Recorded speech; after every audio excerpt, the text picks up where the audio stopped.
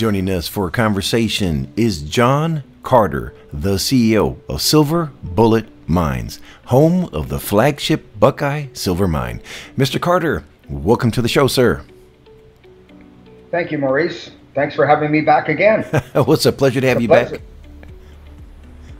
It's a pleasure to have you back, sir. Silver Bullet Mines has just released some significant milestones regarding its 100% pilot processing plant and production announcements on not one, but two projects. Before we begin, Mr. Carter, please introduce us to Silver Bullet Mines and the unique opportunity the company presents to shareholders.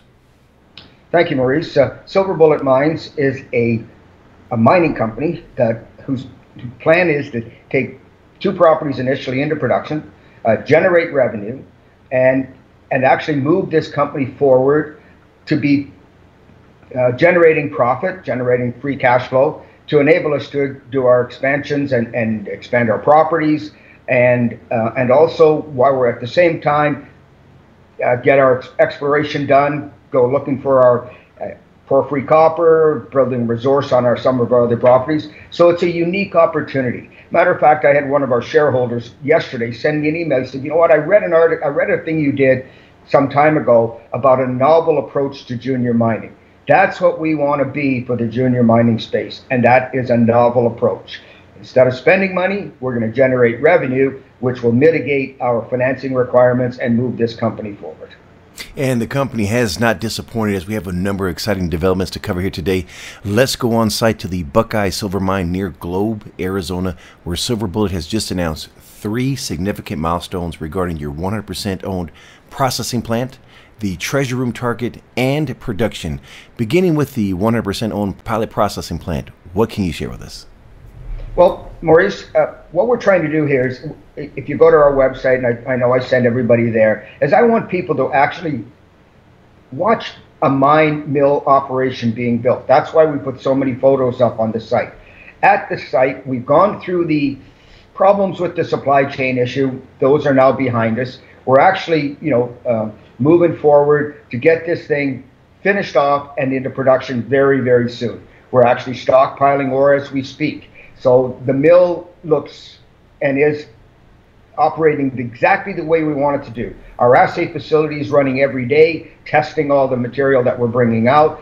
The mill right now, we're putting our screening plant up in place. That's our last major item now, and we've started on the electrical. So it's pretty exciting times for us at the mill site. Great team, great crew down there putting this thing together, and it's really quite phenomenal. Now, let's go to the mine. In 1873, there was a bunch of miners went in, and they opened up an area within the Buckeye property, which they called the treasure room, because it was such high-grade copper, silver, and even gold. You'll see some of the assays up as high as 9,000 ounces silver, 30% copper, and 4.8 ounces of gold.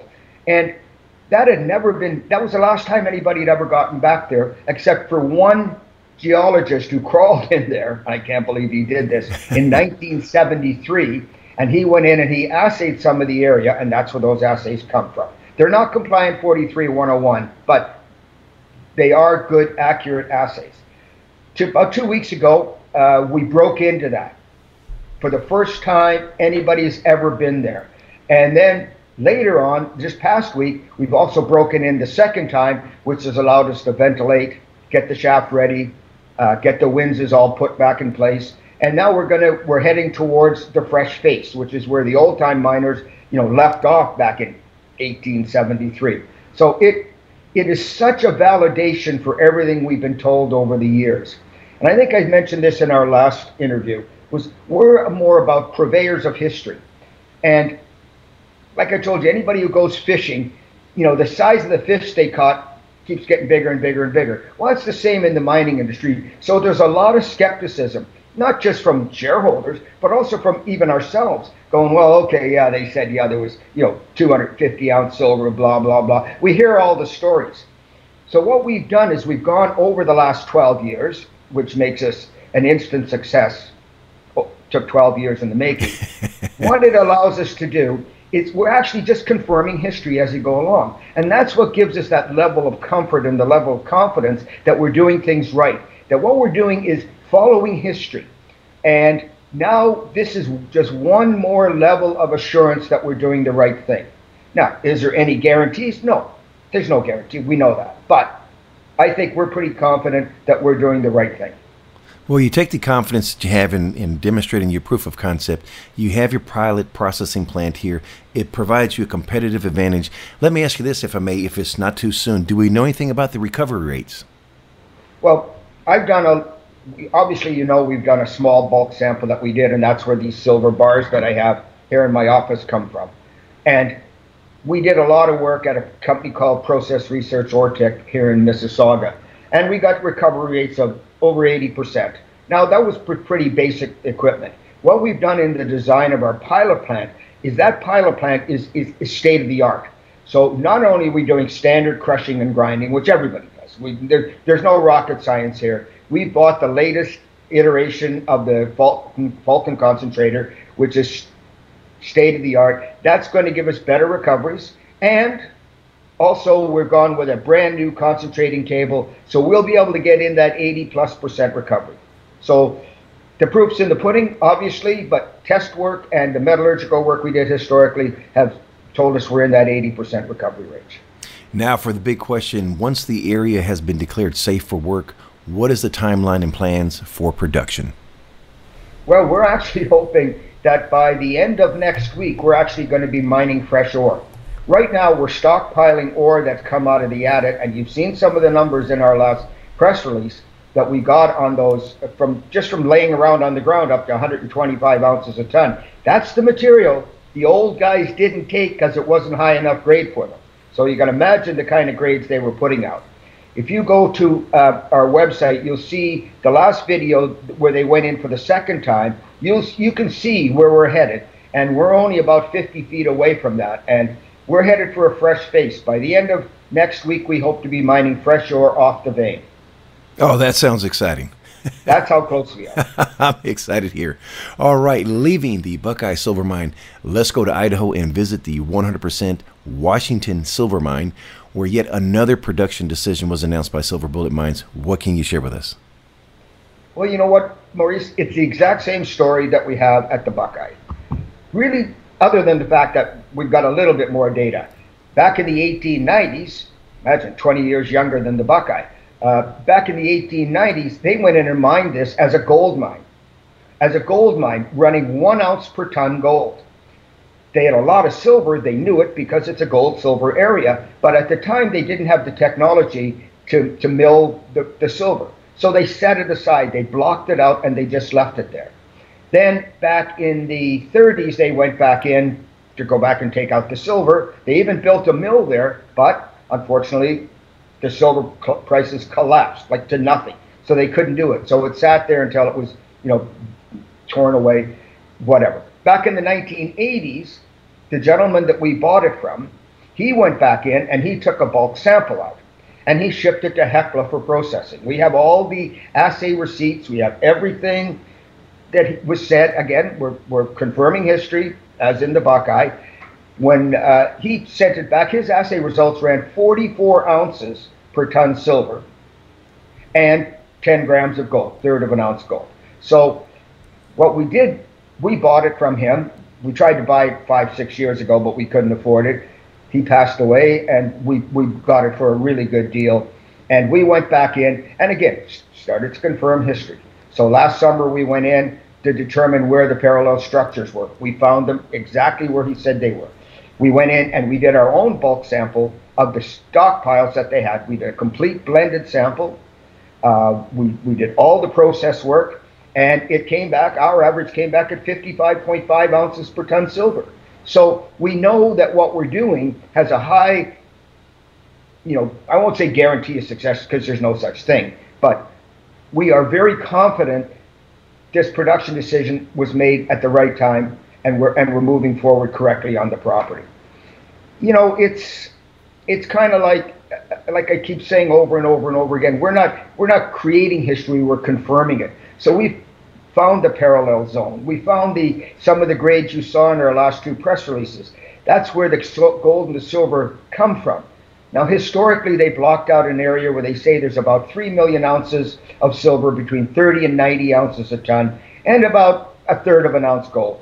Well, you know what, we confirmed that in our assays. We've confirmed that every way we've done. So we're going to go in now, and our first step is going to be, we're working with a contract miner as we speak and hope to have that finalized shortly.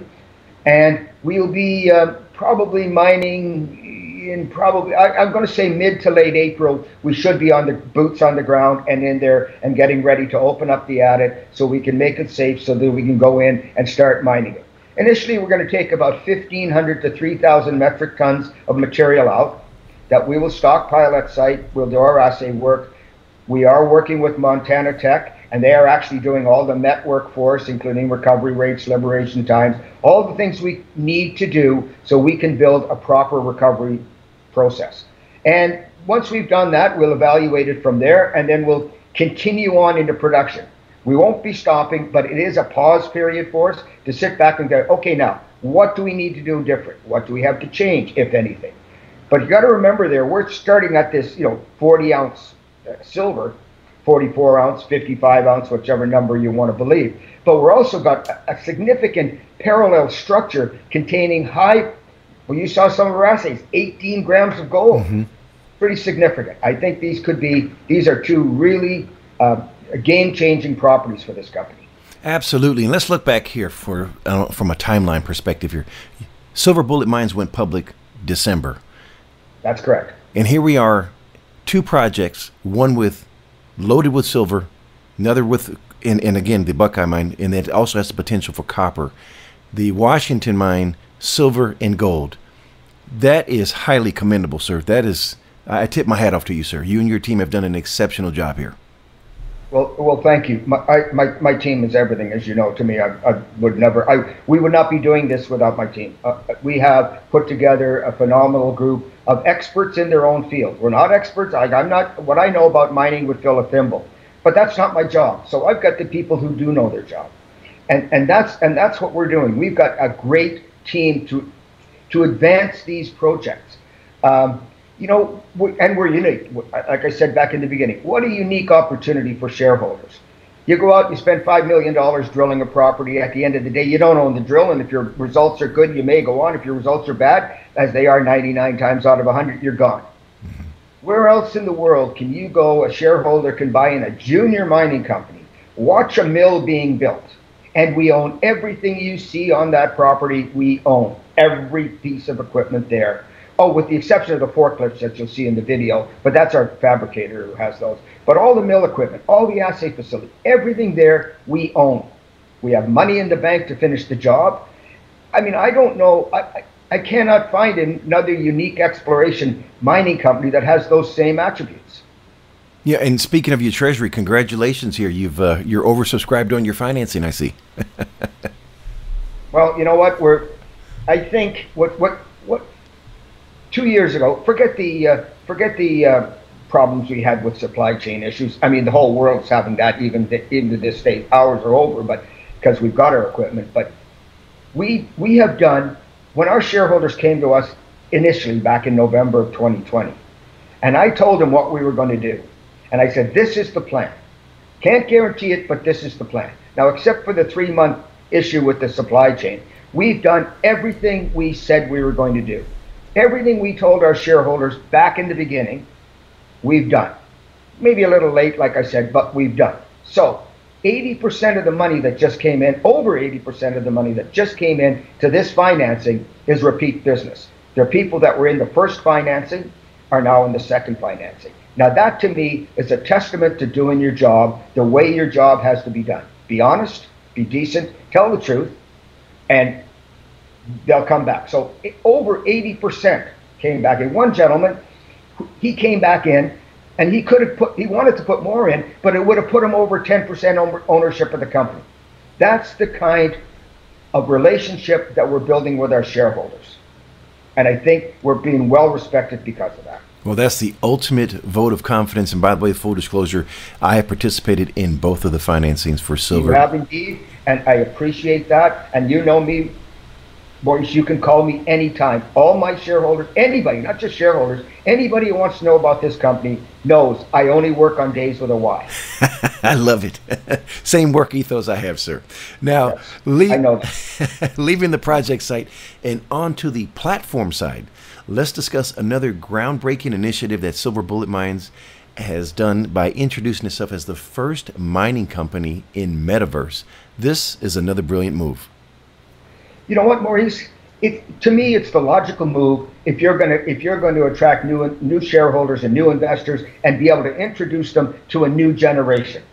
Guys like me, who've been in the business for 40 years, yeah, we read press releases, yeah, we follow it on all the other platforms and look it up in the paper and watch it in our stock charts. But you know what? We have to attract a new generation of people to the mining industry. Most kids these days, millenniums, whatever they're called, X's, Y's, Z, whatever it is they call them, they don't understand the adage that if you don't mine it, you grow it. There is no other option. So in order to attract the youth to our industry, it's important that you get to them on a platform they understand. My 12-year-old grandson, he puts the headset on, and it's just for him, it's natural. I put it on, and I'm trying to fall off on my face. But if we're going to bring new people into the mining industry, if we're going to educate people, what we're trying to do, with our website, with our YouTube channel, all that stuff that we do, is try to educate younger people to get them involved and to become shareholders in valuable mining companies. They're not going to do it the old-fashioned way. So, therefore, get there and do what they understand. I think Metaverse, if you remember 25 years ago, whatever it was, internet, what was the internet? Right. Nobody knew anything about it, and now you can't live without it. Cell phones, TV back in the 50s, they all said it'll never happen. Metaverse is going to happen. Facebook is back, and it's going to happen. And that's going to be the way we're going to attract the next generation of shareholders to Silver Bullet. I like what I'm hearing, sir. Switching gears, Mr. Carter, please provide us the capital structure for Silver Bullet Mines. It's fluid right now. We're at about 59 million shares. Fully diluted, we're about 69 million shares. I can't give you the exact number at the moment because we're finalizing the financing that's ongoing, which we're hoping to get wrapped up and into the exchange by the end of this week. So we've got a very tight structure. Over 30 million shares of that are escrowed and held by insiders. So we've got a tight share structure. I think I won't say we've been super successful on the market because, we're not $5, but if you measure success by what we've done, our share price has held up very well. We are very careful in what we spend our money on, and, we're in a good spot. And I think our shareholders will be well rewarded when two things happen. We start into production, and in the U.S. case, we need to get our OTCQB listing completed, which we hope will be done by mid-April. In closing, Mr. Carter, what would you like to say to shareholders? First of all, I'd like to say to all my shareholders, thank you for your support. It means more to me, than anything else. My team and the shareholders, the value that they bring to this company is phenomenal. I put out, as you know, Maurice, I send out a report pretty well every week to 10 days to, if not all the shareholders and then some, to try to keep everybody abreast of what we're doing. Mm-hmm. I think it's important that your shareholders be comfortable with what you're doing. If they got a problem, call me. If they don't understand what's going on, call me. What I want to do is I want to build a company here. Forget mining. Just forget mining for a minute. I want to build a company just like if you were taking widgets and upgrading the widget and selling it. That's what we want to do. The only difference is our raw materials are going to come from a mine. But I want to run it like a business. Mr. Carter, for someone that wants to learn more about Silver Bullet Mines, please share the contact details. Maurice, the best way to learn about Silver Bullet Mines is to go to our website, and that's www.silverbulletmines.com. You can follow us on Twitter at Bullet Mines. You can even go to our YouTube channel, Silver Bullet Mines, or, like I said, you can call me. My number is 905-302-3843. My email address is johncarter@silverbulletmines.com. And as I said earlier, I only work on days with a Y. I love it. All right, Mr. Carter, it's been a pleasure speaking with you today. Wishing you and Silver Bullet Mines the absolute best, sir. And thank you very much, Maurice. Your support and your help with a lot of things other than just the interviews has been most appreciated. You know that. You're more than welcome, sir. Thank you, sir. The information presented on Proven and Probable is provided for educational and informational purposes only, without any express or implied warranty of any kind, including warranties of accuracy, completeness, or fitness for any particular purpose. The information is not intended to be and does not constitute financial, investment, or trading advice, or any other advice. You should not make any financial, investment, or trading decision based on any of the information presented without first undertaking independent due diligence and consultation with a professional broker or competent financial advisor.